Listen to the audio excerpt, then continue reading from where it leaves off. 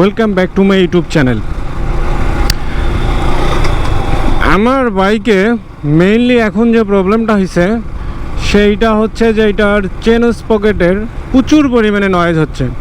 বাইকটা almost 26,300 kilometre চলছে, almost আরও 2-3 হাজার কিলোমিটার চলছিল অ্যাক্সিডেন্ট হওয়ার পর।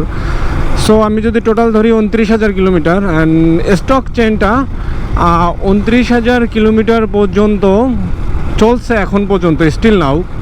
বাট রিসেন্টলি যে প্রবলেমটা হয়েছে সেইটা হচ্ছে চেইন থেকে, চেন স্পকেট থেকে প্রচুর পরিমাণে নয়েজ আসতেছে। আর আমি যেহেতু চেন স্পকেটটা অনেক দিন আগে কিনছিলাম, দেন ওইটা আমার কাছে আছে, বাট ওইটা লাগানো হয় নাই।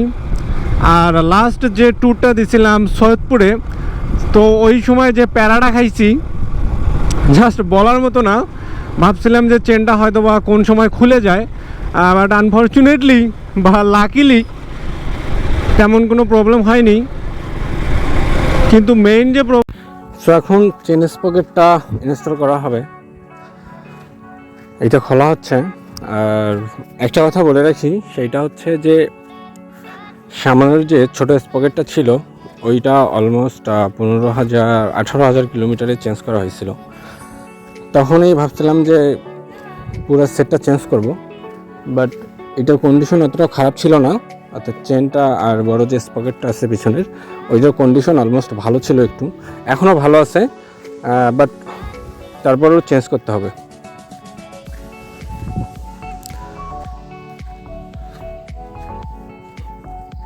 কারণ পুরো সেটটা চেঞ্জ যদি করি তাহলে এইটার সার্ভিসটা মোটামুটি ভালো দিয়ে দেবে। আদারওয়াইজ যদি একটা একটা করে যদি চেঞ্জ করা হয় তাহলে প্যারা হয়ে যাবে আবার। এই জন্য পুরো সেটটা চেঞ্জ করা বেটার। আর এইটা একটু ক্লিনও করতে হবে, কারণ অনেকদিন থেকে খোলা হয় না। বেসিক্যালি প্রবলেম যেটা হয়, চেন স্পকেট নষ্ট হওয়ার মেইন যে হচ্ছে রিজনটা, সেইটা হচ্ছে যে আমরা চেনে নর্মালি ইঞ্জিন অয়েল ইউজ করি। ইঞ্জিন অয়েলটা কিন্তু ইউজ করা যায় না, কারণ হচ্ছে ইঞ্জিন অয়েলটা আপনি যখন ইউজ করবেন এইটাতে কিন্তু চেনের অনেক প্রবলেম হয়ে যায়। বাট আমাদের হয় কি যে আমরা এটা জানি না। আর এইটা হচ্ছে new chain sprocket set. Basically এইটা 2টা স্পকেট প্লাস হচ্ছে চেন সহ এটা সেট। আপনারা যখন চেঞ্জ করবেন, আমি একটা জিনিস সাজেস্ট করব, সেটা হচ্ছে যে আপনারা চেঞ্জ করার সময় অবশ্যই পুরো সেটটা কিনবেন। কারণ পুরো সেটটা যদি চেঞ্জ করেন তাহলে এইটা টেকসইটা ভালো দেবে। আদারওয়াইজ অনেকে আছে যে স্পকেটগুলো চেঞ্জ করে আলাদা আলাদা করে, আমি নিজেও করছিলাম, বাট ওইটা ভুল হয়ে গেছে। এখন এটা দেখি, যেহেতু এটা আমি অনেক দিন আগেই নিয়ে এসেছিলাম এটা হিলি থেকে। এটা হচ্ছে চেন, আর এর ভিতরে হচ্ছে 2টা স্প্রকেট আছে, একটা বড় স্প্রকেট আর একটা হচ্ছে ছোটো স্প্রকেট। সেটা আপনারা সবাই জানেন যে এটা হচ্ছে পিছনের দিকে থাকে আর ছোটোটা বেসিক্যালি সামনের দিকে থাকে। আর এইটার হচ্ছে এইটার প্রাইসটা পড়ছে, এখন আপনারা যদি এটা কিন্তু আফটার মার্কেট কেনা, সেটা আগে বলে রাখি। এই জন্য হচ্ছে আপনারা দারাজে যদি দেখেন, আবার দারাজে প্রাইসটা দেখে চিনলেন না, কারণ দারাজে এইটার প্রাইস এক জায়গায় দেওয়া আছে হচ্ছে 1500 টাকা। আবার যখন আপনি খুঁজে দেখবেন তখন দেখবেন যে এটার প্রাইস আবার দেওয়া আছে হচ্ছে 2250 টাকা। আর এটা যদি আপনি হচ্ছে শোরুম থেকে নেন তাহলে অলমোস্ট 2400-2500 টাকার মতো লাগবে। সো এখন পুরাতন যে আমাদের স্প্রকেটটা এইটা খোলা হচ্ছে, কারণ এইটা না খুললে অ্যাকচুয়ালি অ্যাডজাস্ট করা যাবে না। এইটার অবস্থাও একেবারেই খারাপ হয়ে গেছে। আর সবচেয়ে এটা খুলে যে কাজটা ভালো হয়েছে সেটা হচ্ছে যে এটা পরিষ্কার করা হইলো অ্যান্ড অনেক কিছু চেক করা হইলো আর কি।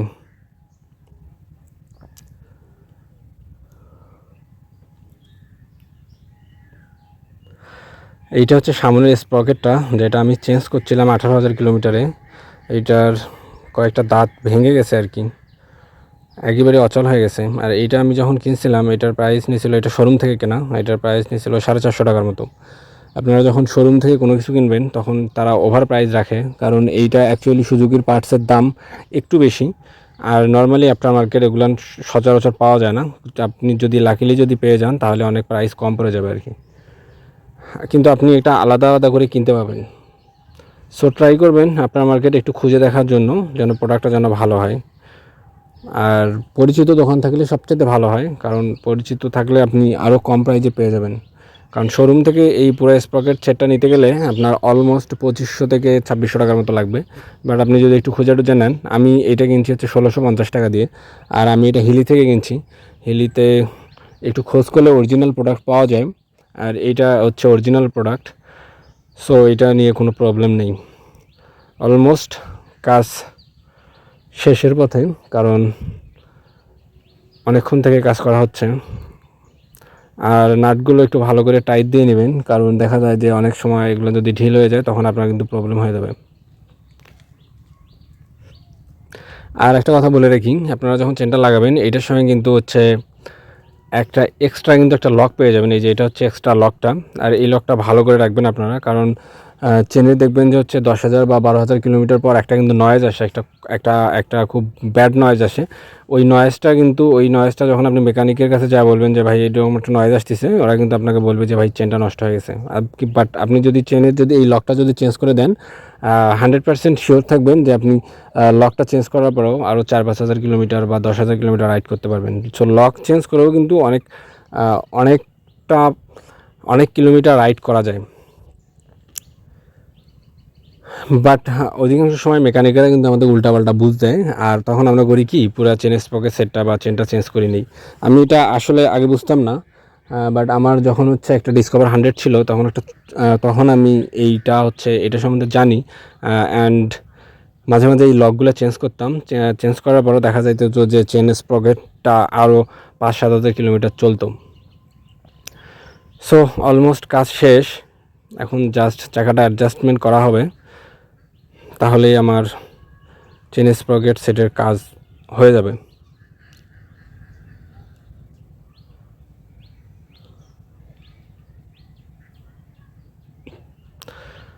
সো আজকের মতো চেন স্প্রকেট কাজ কিন্তু শেষ হয়ে গেল। সো কাজ প্রায় শেষ, অ্যান্ড বাইকটা এখন রাইড করব, যে দেখি এইটার কি অবস্থা। আগে যে প্রবলেমটা হয়তো বাইকটার স্পিডটা ফাস্ট উঠতো না, বা স্পিড উঠতে খুব একটু সময় লাগতো, অ্যান্ড এখন আর এই প্রবলেমটা ফেস করতেছি না, স্পিডটা ভালোই উঠতেছে। আর মেইনলি প্রবলেম হইতো সেইটা হচ্ছে যে বাইকটা আমি যখন হাই স্পিডে বা নর্মাল স্পিডে, ধরেন 40-50 বা 60-70 স্পিডে বাইকটা যখন আমি পিক আপটা যখন ছেড়ে দিতাম, তখন দেখা যাইতো কি বাইকটা একটু ধাক্কা দিত, মানে মনে হইতো যে আমাদের তেলের প্রবলেম হইতে যে প্রবলেমটা হয় সেই রকম একটা প্রবলেম ফেস করছিলাম। তখন আমি ভাবছিলাম যে বাইকের হয়তো বা তেলের প্রবলেম হয়েছে, বা কার্বোরেটরটা জ্যাম হয়ে গেছে, হয়তো বা ময়লা আটকে গেছে বেশি, তার কারণে হয়তো বা এরকম প্রবলেমটা হচ্ছে। বাট এখন আলহামদুলিল্লাহ এই প্রবলেমটা আর ফেস করতেছি না, যে চেন স্পকেটটা যেহেতু নিউ চেন স্পকেট লাগানো হয়েছে, সো এর কারণে হয়তো বা এইটা ঠিক হয়ে গেছে। আর যেহেতু আমার স্টক চেইন স্পকেটটা অলমোস্ট 26,000 প্লাস চলছে, 27-28 কিলোমিটারের মতো, অ্যান্ড ভালোই চলছে ওইটা। এখন এইটা তো নতুন লাগানো হইলো, সো আই ডোন্ট নো যে এইটার আসলে কী কন্ডিশন, বাট হোপসো যে এটা যদি 20,000 কিলোমিটার চলে অলমোস্ট, তাহলে আলহামদুলিল্লাহ 20,000 কিলোমিটার চললেই হবে। কারণ অ্যাকচুয়ালি 40,000 বা 45,000 কিলোমিটারের পর্যন্ত বাইকটা রাইড করা হবে, তারপর হয়তো বা এই বাইকটা রাইড করা হবে না, এটা সেল দিয়ে দেবো। আর তার আগেও এটা সেল দিতে পারি যদি টাকা পয়সা কিছু অ্যারেঞ্জ হয়ে যায়। সো এই ছিল আজকের ভিডিওস। অ্যান্ড এগেইন একটা কথা বলি, যদি আমার চ্যানেলটি ভালো লেগে থাকে বা ভিডিওগুলো যদি ভালো লেগে থাকে, অবশ্যই চ্যানেলটিকে সাবস্ক্রাইব করবেন, অ্যান্ড ভিডিওটিকে অবশ্যই লাইক করবেন।